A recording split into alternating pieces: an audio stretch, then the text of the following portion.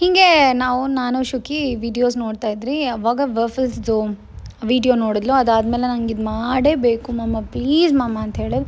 And immediately ನಾನು ಮೀಶೋದಲ್ಲಿ ವಫಲ್ ಮೇಕರ್ನ order ಮಾಡಿದ್ದೆ.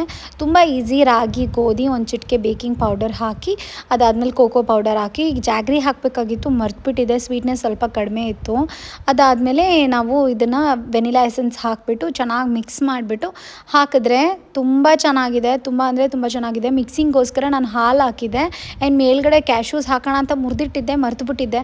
ಅದಾದಮೇಲೆ ನೋಡ್ರೆ ಹಿಂಗೆ ಸ್ವಲ್ಪ ಸೀದೋಗ್ಬಿಟ್ಟಿದ್ದು. ನನಗೂ ಬೇಜಾರಾಯಿತು. ನಂಗೆ ಅಷ್ಟು ಸ್ಯಾಟಿಸ್ಫೈ ಆಗಲಿಲ್ಲ. ಮಗುಗೆ ಸ್ವೀಟಾಗಿದ್ದರೆ ಸ್ವಲ್ಪ ತಿಂತಾಳಲ್ವಾ, ಬೆಲ್ಲದ ಪುಡಿ ಸ್ವಲ್ಪ ಹಾಕಿದರೆ ಚೆನ್ನಾಗಿರ್ತಾಯಿತ್ತು, ಬ್ರೌನ್ ಶುಗರ್. ನೆಕ್ಸ್ಟ್ ಟೈಮ್ ಮಾಡ್ಕೊಳ್ಳೋಣ ಅಂಥೇಳಿ, ಆಮೇಲೆ ತಿಂದೇ ಆಗಿಬಿಡ್ತಾಳೆ ಅಂಥೇಳಿ ಸ್ವಲ್ಪ ಆ್ಯಪಲ್ಸು ಕಟ್ ಕಳಿಸಿದ್ದೆ. ಆ್ಯಂಡ್ ಆ್ಯಪಲ್ ತಿನ್ಕೊಂಬಂದಿದ್ಲು. ವಫಲ್ಸ್ ಅರ್ಧ ಮಾತ್ರ ತಿಂದಿದ್ಲು ಅಷ್ಟೇ, ಒಂದರಲ್ಲಿ. ಸರಿ ಆಯಿತು ಅಂತ ಹೇಳಿಬಿಟ್ಟು ನೆಕ್ಸ್ಟ್ ಟೈಮ್ ಟ್ರೈ ಮಾಡೋಣ ಅಂದ್ಕೊಂಡಿದ್ದೀನಿ. ಆ್ಯಂಡ್ ಅವಳಿಗೆ ಇಲ್ಲಿ ಗುಳಿ ಬರುತ್ತೆ, ಅವಳಿಗೆ ಅದನ್ನು ಖುಷಿ. ನನಗೇನೋ ಒಂಥರ ಹಿಂಗೆ ಚೆನ್ನಾಗಿ ಬರ್ತಿತ್ತಲ್ಲ ಮಮ್ಮ ಅಂಥೇಳಿ. ಮಧ್ಯಾಹ್ನ ಊಟಕ್ಕೆ ನಾನು ಬಸ್ಸಾರು ಮಾಡಿಟ್ಬಿಟ್ಟು ಮತ್ತೆ ರೆಡಿ ಆಗೋಕ್ಕೆ ಹೊರಟೆ. ಸ್ಟುಡಿಯೋ ಕಡೆ ಹೋಗಬೇಕು ಅಷ್ಟೇ. ಬಾಯ್.